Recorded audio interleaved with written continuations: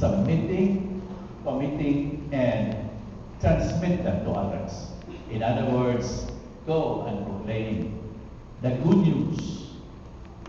Transmit the good news.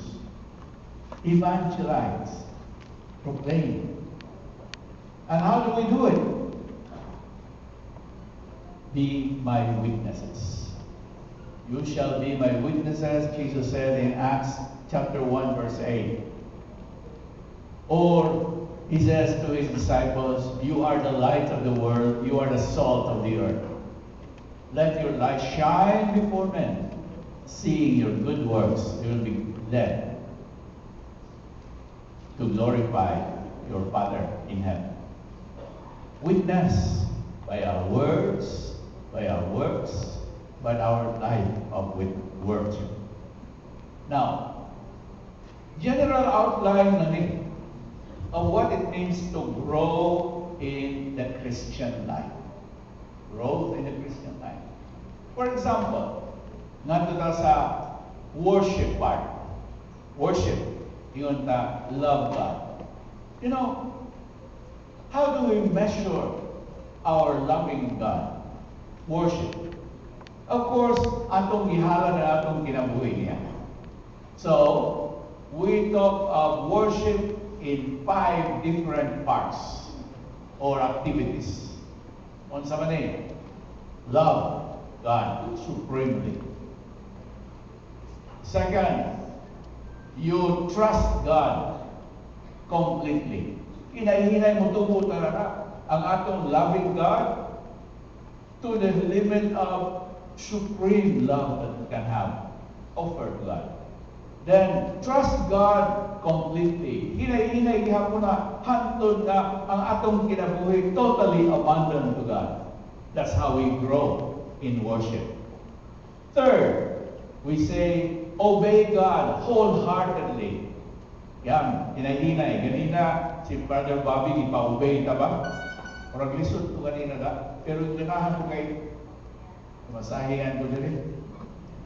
Pero, because we obey, we chose to obey. So, we obey God slowly by listening to His Word until we wholeheartedly say, yes, Lord, to everything. And then, worship also, and it's making God smile when we say worship. We please God in everything by praising Him and thanking Him continually in our lives. Di lang during prayer meeting, but every day praise the Lord. Every day thanking Him for what we have received from Him. Dayon, serve Him faithfully. Ang service in whatever way.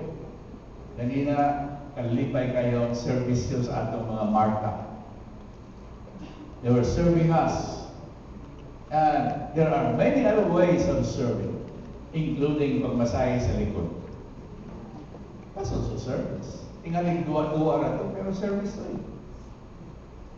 And so here, when we say we are growing, mature, and starting to bear fruit, makita mo, how do we love God? How do we trust Him? How do we obey Him? How do we praise and thank Him? And how do we serve Him? These are indicators that we are growing in the love of God, the worship part. Or, when we talk of, say, kanang atong kinabuhi. When you say, Lord, I am now permitting you to lead my life. So, hinay-hinay, kuhaon ang mga dautan sa atong kinabuhi. Unya ilisan sa mga nindot na kinaiya sa atong Ginoo. So that's why we are talking of the changes in our lives. And from sin and vices to virtues. In that way, magyapon makakita ta indicators na naman ni sa ako karon. Kaniwa pa ni. Hantod makaingon ta, wa na ni karong mga bisyo wala na yung makasalaan nga kinabuhi nga binuhatan o diha na karon iilis na ang kinaiya ng Kristohan. And you say, praise the Lord. That's the work of the Holy Spirit. When we talk of submitting to the Lord, our lives in total submission, that's why we talk again, the fruits and virtues by the Spirit. Dili di may tago ato lang kaugalingon nga initiative or efforts, but it is always by the grace and the action of the Holy Spirit. That's why St. Paul calls them the fruit of the Spirit. Kay timahan ka na, the Holy Spirit is changing you from within. Not only the behavior, but the attitudes from within. And this is developed by our being true disciples of Jesus. Unsa may timahan sa true disciples, listen and obey. Mura na, listen to the Word of God and obey. Ingon si Jesus, who is my disciple? The disciple comes to me, listens to my words, and obeys. Now, ang atong mga habits, the virtues are developed by habits of a disciple. Again, indicators. Unsa mga puluhaton sa usa nga tinun-an sa Ginoo, the 8 spiritual habits. Do you know that? The 8 spiritual habits of a good Catholic disciple. First habit, pulong sa Diyos, the Word of God. That's why we insist on the Holy Bible, Word of God. All Scripture is inspired, ang panay St. Paul to Timothy. Now, unsay atong approach na ring Word of God, pulong sa Diyos, lima. When we talk of the Word of God, developing the habit of the Word of God, 1, you hear the Word of God. Pero panalitan, you are hearing the Word of God. Hear pa lang. Ikalawa, you are read the Word of God. Ikatulo, study the Word of God. Mas lisod-lisod na lang. Ikaupat, you memorize the Word of God. Or meditate on the Word of God. Focused thinking. Ikalima, you memorize the Word of God. Ay sige nga ning balik-balik, pamalantaw sa pulong sa Diyos. Siyempre, ma-memorize mo na. Daghayin na, Padre, anong ka-memorize ka ng mga pulong sa Diyos? Ay sige, balik-balik na ako. Siyempre, maka-memorize kayo eventually. Dayon, the last approach to the Word of God is apply the Word of God. Muna giingon natong ang atong kamot. Hear the Word of God and drinking. Tapos, read the Word of God. Next finger is study the Word of God. Then meditate on the Word of God. Then memorize the Word of God. And ang palad is apply. And when we do that, we become disciples. So, pulong sa Diyos, the first habit is Word of God.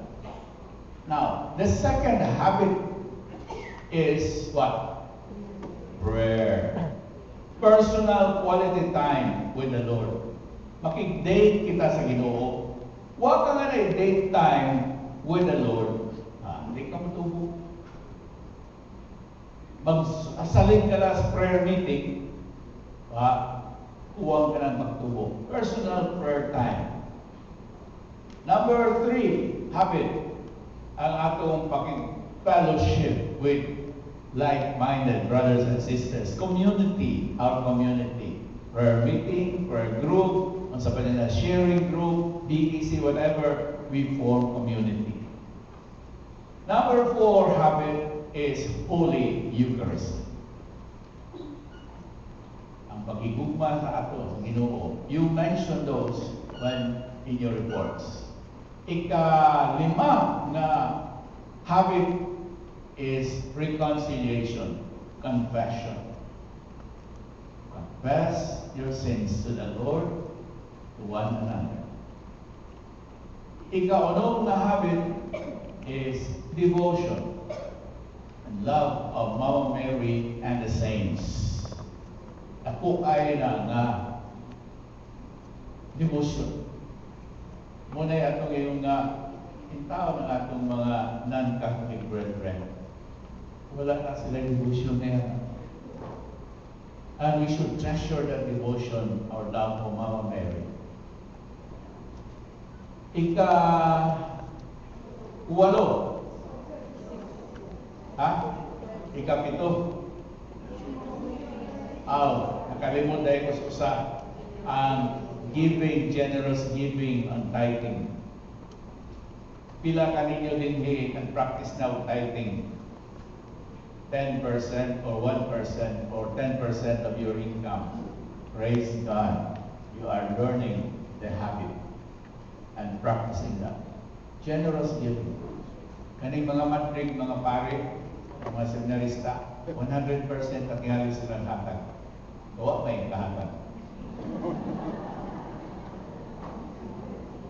Naaway, ang mga pare, kanang mga diocesan priest na hindi Cebu, dato ko ng mga pare ng Cebu, umut lang. Anyway, generous giving. And the last habit, the 8th habit is service.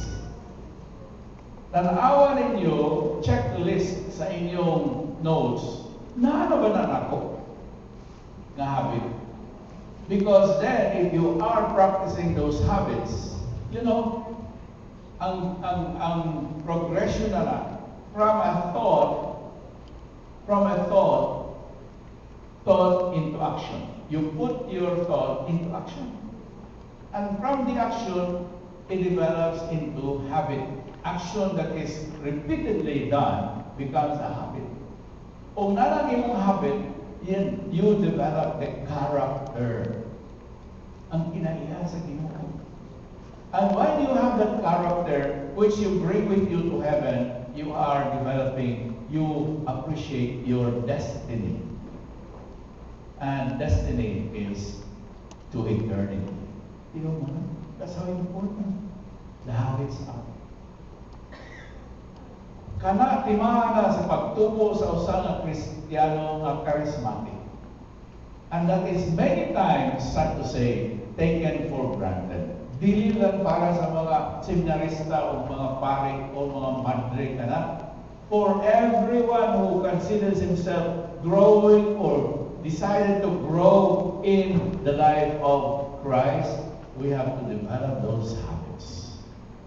Wala ka nga, di mo tubo. Ikaw, personal, kung ang inyong community wag yapon ang develop, may stagnant inyong community. Di yun matubo, mga inano. Wala kayo tabo. That's why you might be wondering, why is it that our community is not growing? Most probably, ang mga habits wa ma-develop. Unya, why continuous formation to grow in truth and in love? Ako gi-outline na karon ha, gikan sa pa-admit. Daghang mga charismatic communities, kuto pra sila, Life in the Spirit Seminar, Baptism in the Spirit, admit ra na to. Ang permit, which is to know how to discard the vices, to develop the virtues na nasa pagtulunan as we allow to listen ourselves to listen to the Word of God, to teach us what to do. Dayon ganing mga habits, makatabang kayo na. Dayon to understand the purposes and plans of God for our lives. Worship, fellowship, discipleship, ministry and mission. Ako kayo lang katabang. And especially when we are talking about the life of the Spirit, which is transformation of our lives and the mission we are to fulfill, yung evangelization. But how do we evangelize? Simply kayo. You don't need to be professionals in evangelizing. You don't need even to to take seminars nga sa lisod. Third na na. But simple evangelization you can do Huh? anywhere, anytime. Iba mo na na. Unsaon? One, you evangelize by prayer. Oh, can you do that? Ha? Pangaji. Na imong gusto nga dalton sa Ginoo, hindi na siya kadalaw. Offer ka imong pangiti sa rosaryo, misa, Ginoo. Tandugan na iyang kasingkas.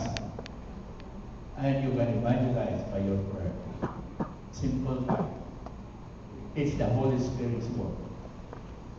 Ikaduha, we evangelize by our presence.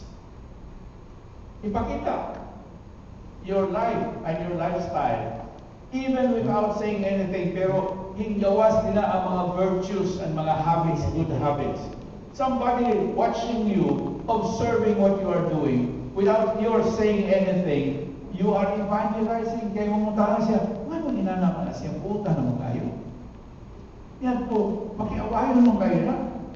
Karoon lagi naman, very another na siya. Presence evangelization na.